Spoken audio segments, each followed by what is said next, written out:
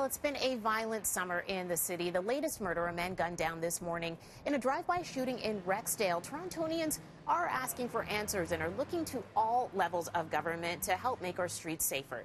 Joining us live here on BT is the Honorable Bill Blair, Minister of Border Security and Organized Crime Reduction. Thank you so much for coming in. Of course, happy to be here. Now, as we mentioned, we had a murder overnight, but also the Danforth shooting, and we've had just a violent summer when it comes to gun violence.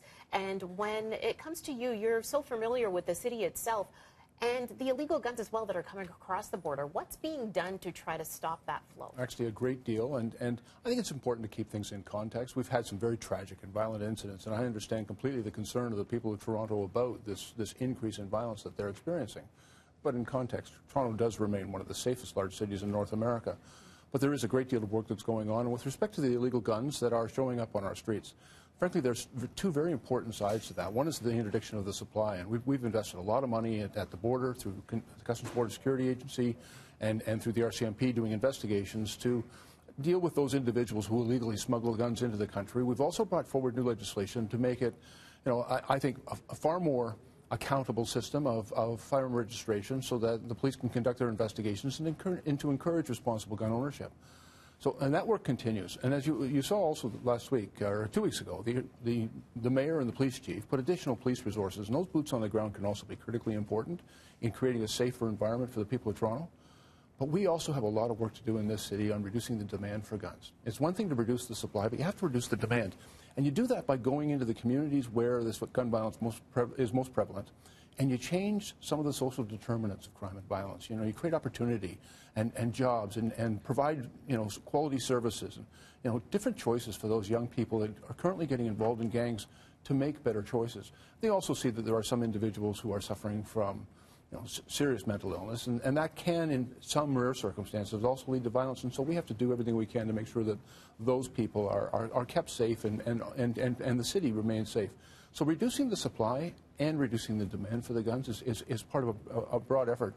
I think we should always resist simple solutions and deal with this complex issue in all its complexity and address all of the issues that can make it safer for everybody. So is the ministry now looking at helping the communities, like trying to get to that prevention side of things when it comes to the organized crime reduction? Absolutely. We've made a substantial amount of money, and we're working with the City of Toronto, but also with social service agencies and non-government organizations across Canada, for those types of programs and initiatives that really do make a difference in communities with outreach to youth. We're looking at a number of restorative justice initiatives that are taking place across the country, including here in the City of Toronto, to divert kids away from sort of that gang culture that sometimes draws them in, and frankly a life of criminality. And so giving those young people better choices and through good programmings.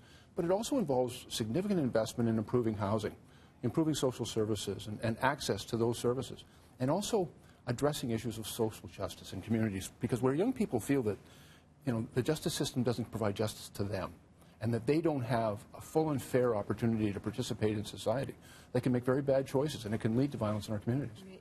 I'm going to move on to asylum seekers as well. There was a poll recently done saying that many Canadians believe that we're taking in too many asylum seekers and people who are irregularly crossing over the border. And we've had an increase just last month of people crossing over the border irregularly.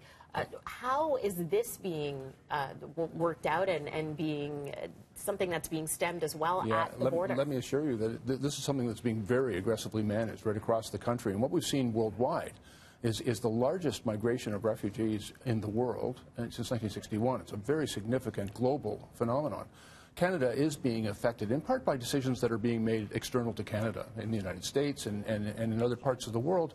And so we saw last year a fairly significant increase in irregular border crossers and a significant increase in people seeking asylum in Canada.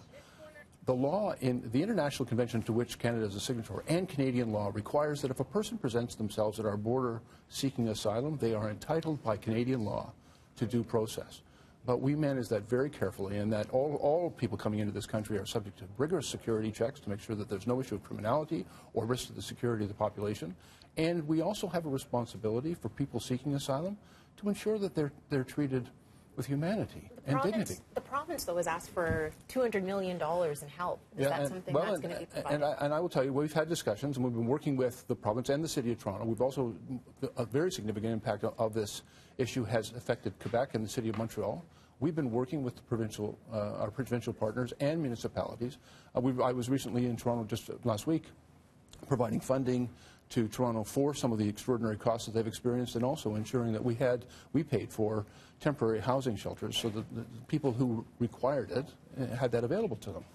We are working, I'm working very closely now with the Ontario government, looking at the issues of what they consider extraordinary expenses that they've experienced. You know, I think we have the ability to come together and work through this, but all three orders of government have a responsibility to provide services and to help fulfill Canadian law obligations and also, frankly, uphold Canadian values. Yeah. Okay. Thank you very much. Once again, Minister Bill Blair joining us here this morning. We'll send it over to Frank now for a look at the forecast.